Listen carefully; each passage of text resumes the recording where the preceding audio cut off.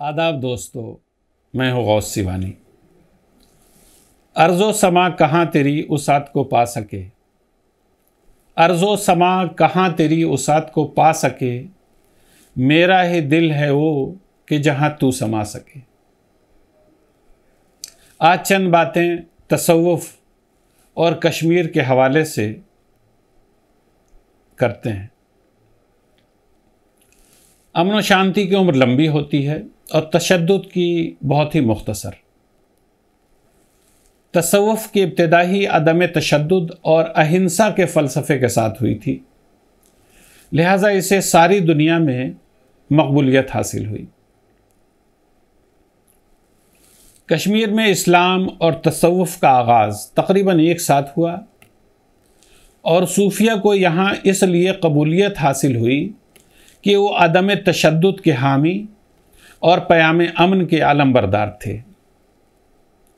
वो दिलों को जोड़ने का काम करते थे, इंसानियत में यकीन रखते थे और हर दुखी इंसान की मदद करना अपना फरीज़ा समझते थे, ख़्वाह वो किसी भी मज़हब व मसलक और ज़ात व नस्ल या ज़बान व तहज़ीब से ताल्लुक़ रखने वाला हो। कश्मीर में तसव्वुफ़ की इब्तिदा 14वीं सदी ईस्वी से हुई, यानी बर्रे सग़ीर के दूसरे ख़ित्तों के मुकाबले यहाँ अहले सुलूक ज़रा देर से पहुँचे, मगर हैरत अंगेज़ तौर पर बड़ी तेज़ी से उनके नज़रियात को यहाँ मकबूलियत हासिल हुई। राजा रैनचन या सुल्तान सदरुद्दीन के अहद से कब्ल कश्मीर में मुसलमान बहुत कम तादाद में थे। उस वक्त तक यहाँ किसी सूफ़ी के आने के तारीख़ी शवाहिद भी नहीं मिलते हैं। हो सकता है एक दो सूफ़ी पहले भी यहाँ आए हों, मगर उनका ज़िक्र किताबों में नहीं मिलता। लिहाजा हज़रत बुलबुल शाह को ही कश्मीर का पहला सूफ़ी समझना चाहिए। आपके ज़रिए जो कश्मीर में तसव्वुफ़ की बुनियाद पड़ी, सूफ़िज़्म आया, वो इतनी पुख्ता साबित हुई वो बुनियाद कि बाद में उसी पर शानदार इमारत तामीर हुई। ऐसी इमारत जो आज भी कायम व दायम है और इंशाअल्लाह सुबह क़यामत तक कायम रहेगी। कश्मीरी आज भी अहले तसव्वुफ़ से बेहद अक़ीदत रखते हैं और उनकी खानकाहों और मज़ारात को निगाह एहतराम से देखते हैं। बुज़ुर्गान दीन के मज़ारात आज भी कश्मीर में अवाम की अक़ीदत का मरकज़ हैं। बुलबुल शाह के बारे में तारीख़ व सवाने की किताबों में बहुत कम तफ़सीलात मिलती हैं। उनका पूरा नाम शरफ़ुद्दीन अब्दुर्रहमान था और बिलाल शाह के नाम से मशहूर थे, जो बाद में कसरत इस्तेमाल के सबब अवामी ज़बान में बुलबुल शाह हो गया। एक ख़याल ये है कि वो सेंट्रल एशिया से थे और मंगोलों के हमलों से बचने के लिए इधर आए थे, जबकि कुछ लोगों का मानना है कि वो कदीमी ईरान के किसी इलाके से आए थे। बाज़ उन्हें बगदाद का बाशिंदा करार देते हैं, तो कुछ के ख़याल में वो तुर्किस्तान से आए थे। रिवायात के मुताबिक वो अपने दोस्त मुल्ला अहमद के साथ कश्मीर पहुँचे थे, तो कुछ दूसरी रिवायतों के मुताबिक उनके साथ कुछ और भी मुहाजिरीन थे। 1324 के आसपास वो कश्मीर आए। बाज़ किताबों में लिखा है कि वो अपने मुर्शिद के हुक्म से कश्मीर आए थे। उनके मुरीदों ने अपने मुर्शिद के हुक्म पर दरिया के किनारे एक खानकाह तामीर की। ये कश्मीर में तामीर होने वाली पहली खानकाह थी। इस खानकाह में मोहताजों और फ़ुक़रा के लिए लंगर भी जारी किया गया। खानकाह के पास ही एक जामे मस्जिद भी तामीर की गई थी। उनका आस्थाना श्रीनगर के नवाकदल इलाके में है।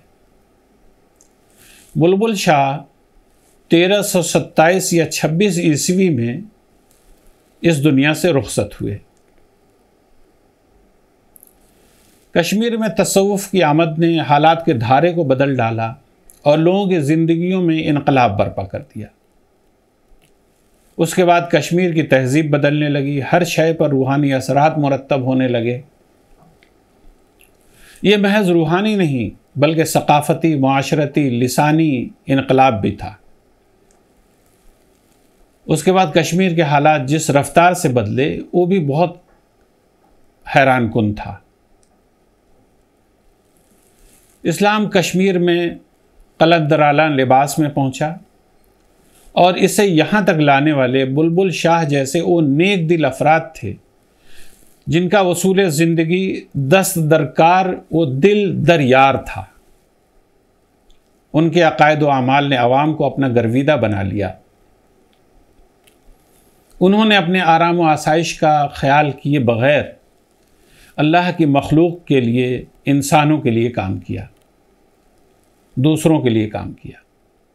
मस्जिदें बनवाईं, खानकाहें तामीर कराईं, लंगर जारी किए, मुसाफिर खाने बनवाए और आवाम को फ़ायदा पहुंचाने के लिए हर मुमकिन कोशिश की।